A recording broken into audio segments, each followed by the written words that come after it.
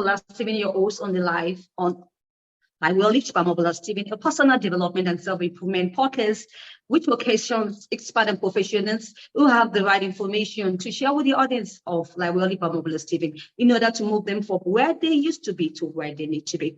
Now, you need to understand that personal development is a lifelong process and is something we need to embrace and work on in order to become better and become who life has truly meant us to be. Today, I have Clarkisha Kent, I beg your pardon, on the show with me. Now, Clarkisha is a seasoned culture critic.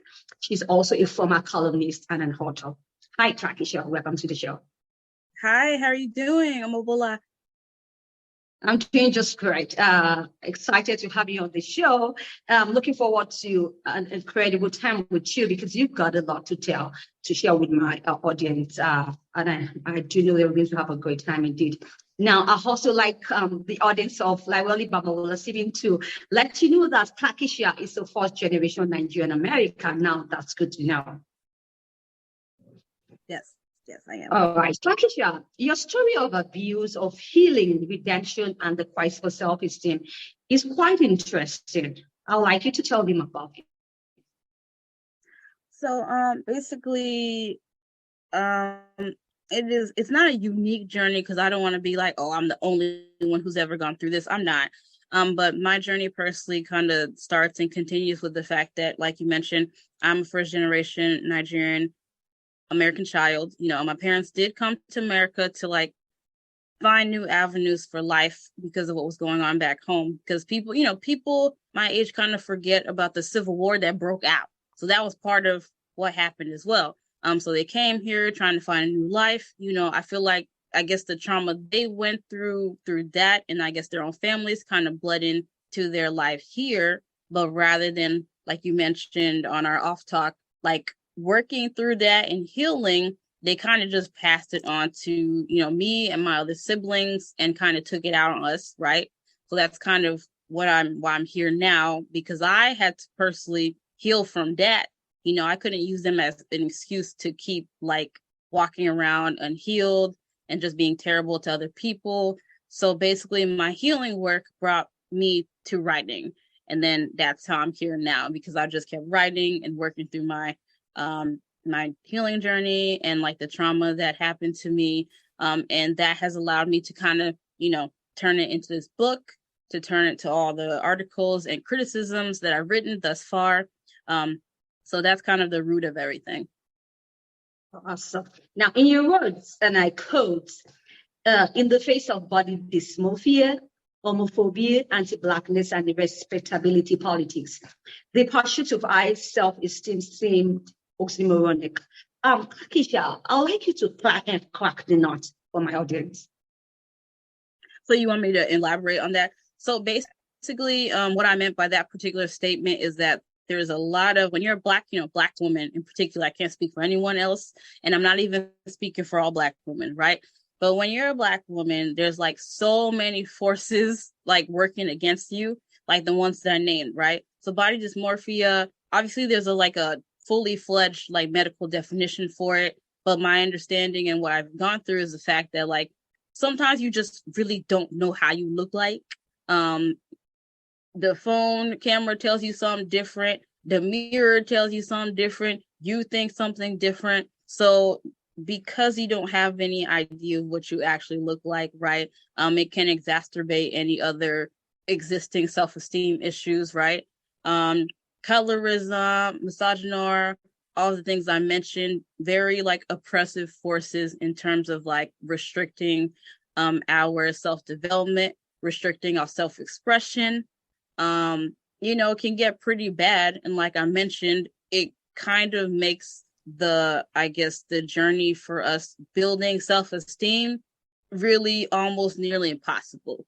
Because I know people emphasize the self and self-esteem, but if society keeps chipping away at what you keep building, right, then you're not going to have any self-esteem because it keeps essentially getting knocked down. So that's what I was kind of alluding to when I wrote that sentence. The odds are kind of stacked against us, right? But we have to keep moving anyway. Well, absolutely. Now you emphasize self-esteem, and now this is very important, in order to have, even healthy relationships, right? So how have you been able to handle self-esteem in this regard? So a lot of it was trying to sort through the noise, and make sure that all of these societal voices or forces that I'm referring to, aren't internalized, right? Because somebody can say whatever about me. I guess that's their right, right? Unless they're like lying on me or slandering me, then that's a separate issue. But they can say whatever, right? But at the end of the day, that's not my issue. Their voice should not be the one in my head that's telling me what to do, how to feel about myself, right? So the goal for me is always to not internalize whatever is going on around me. And by making sure that I don't do that, it helps me, like I mentioned, build that self-esteem that people try to like tear at or tear down. Right now, I'd like us to go further in this conversation. Now, let's talk about respectability in politics in the context of Black womanhood. Now, the school of thought are of the belief that behaving or appearing like the dominant group in society will deem you more respect, right, and more value. I'd like you to tell me, and also the audience of Like We All Live, has this ever worked for you and to the Black woman out there? Great question.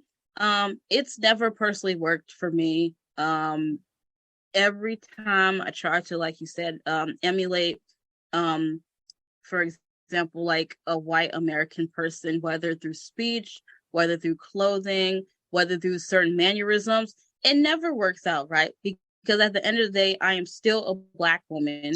That is still what they see, and they're going to regard me as such. So there's only so much I can do to modify my behavior to change that perception.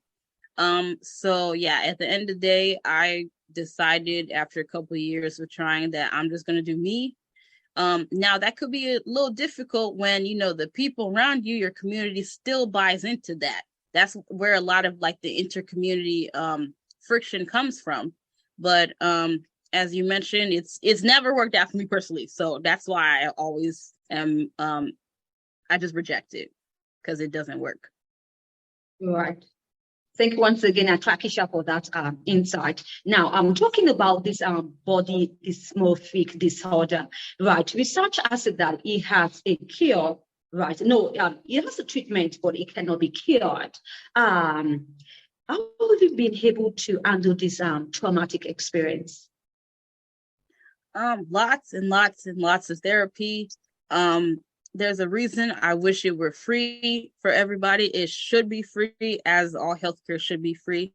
But therapy is so helpful because sometimes you really need that third party that literally have no idea who you are, what you've been through, right? So some of those biases, for the most part, aren't there, right? Because, you can still be biased as a therapist. I've had a couple, when trying to find my perfect one, I've had a couple of them who just were not good. I've went through some not good therapists. So I really empathize with people who meet one and they're like, I don't want to do it anymore, because it can be tough.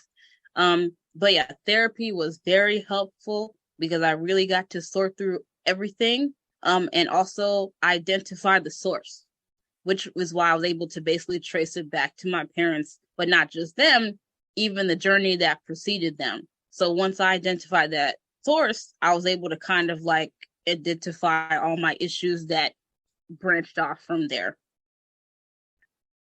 So therapy, right. A lot of therapy. Sure. Now, one of your topics, you mentioned intergenerational trauma that you've been through. Clarkisha, you've been through a lot, but I'm glad that you're still able to stand, and that's the beauty of life. You fall, you rise again, and keep going forward. Right. Now, for every single person you meet, it's repeating cycles of generational trauma or carrying the burden of breaking cycles. These are the two schools that we have, and two individuals that we have in the society. You're trying to break the cycle, or you're carrying the burden. Now, yes. I know that you've faced myriads of intergenerational trauma. How have you been able to break the cycle? Right? Has it been easy, or what phase are you right now? Definitely in the breaking the cycle phase.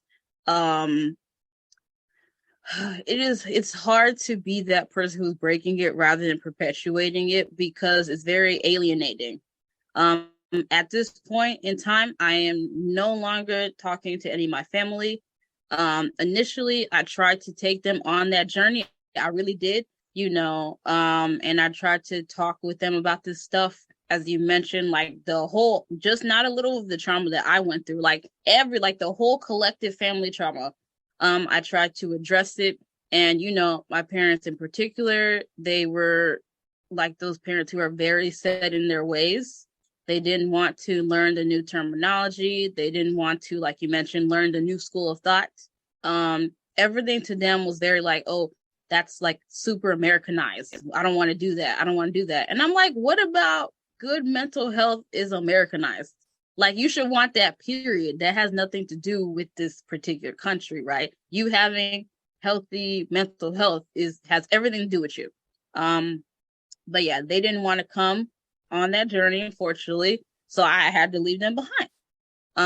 So since then, it's been me trying to reconcile the fact that, not everybody's going to come with you on that journey to break that cycle. Some people are, in fact, there. It's a sad truth. Some people are, in fact, there to perpetuate it.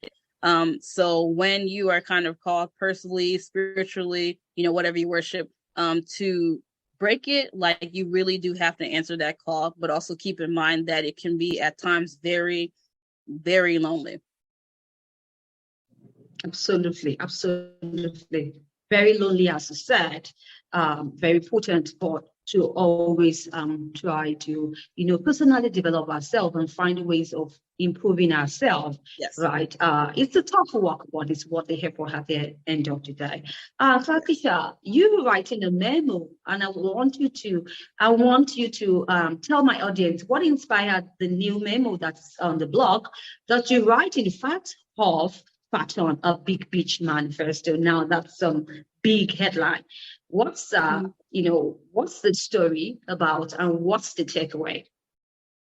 Yes, ma'am. So the story is about how fat phobia kind of affects every area of life.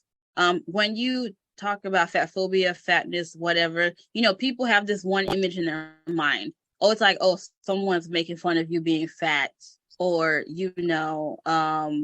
like certain media portrayals of how fat people are, which is like sloppy, apparently, unintelligent, dirty, et cetera, et cetera. So the point of my book is to illustrate the fact that it is really beyond that. Like, people have a really elementary understanding of fat phobia, and it stretches way beyond that. Like, fat phobia is the reason that airline seats are so skinny. Like, you try to sit down on an airplane, you can't move. It's so skinny. Fat phobia is responsible for fat people not getting promoted as much. Fat phobia is responsible for us not being able to find clothes. Like, I could really keep going on and on, but I thought that it'd be wise to tell my personal story to kind of spell all that out. Because sometimes when people are dictating to you and throwing definitions at you, it doesn't stick. But when you have like a story, right, an anecdote that also kind of highlights the issues I mentioned, then you're like, oh, so this happens more often than I thought it did. So that's kind of my goal with that, like giving people a story to like identify all the issues that I bring up. So that was my inspiration. And shout out to my agent, Clara Draper. They're actually the one who came up with the subtitle, which is a Big Bitch Manifesto. So it's very punchy, and caught the eyes of my publisher immediately, because we were trying to shorten my original subtitle, which was much longer. But yeah. Awesome. Now we're looking forward to that project, and wish you best of luck in that. All right. Clarkisha, aside your book and project, do you have any interesting news you'd like to share with my audience? Great question. So I do have a media test called the Kent test. It's actually on my website, www.clarkishakent.com. So with the media test, kind of like in alignment with my book, I use certain media questions to analyze like film, TV, whatever have you, and kind of see if the representation for Black women and or other women of color is thoughtful. There's so many tropes and stereotypes that they put of us in the media, which, you know, it goes beyond like being offensive. It's actually just quite lazy and reductive of us as people, right? And I know some people think it's not a serious thing, but like I talk about in my book, like at the beginning, a lot of people take their understanding of other people from these TV shows, from these films, and they stop right there. They don't educate themselves further. They're just like, oh, because I saw a Black woman, I don't know, doing this and that in the movie, they all do this and that apparently in real life. And that's not true, obviously. But again, people don't want to kind of push themselves to learn beyond that. So I came up with a test to highlight all those things. Okay, so these are the common stereotypes people put out about us. This is the role that they make us play in other people's stories, right? They really treat us like side characters in their lives. And it's very funny because it kind of highlights their own main character syndrome. Like they're the only people that exist on this planet, right? So there's more to that test, but basically it was me highlighting really problematic portrayals of us in the media that people kind of put in as like surface level diversity and inclusion. So since I've actually created the test, I've had like people like professors and students, entertainers, a lot of people contact me like, wow, like I didn't know it was this bad. And I'm like, yeah, because some of y'all aren't taught to be critical of what you're consuming.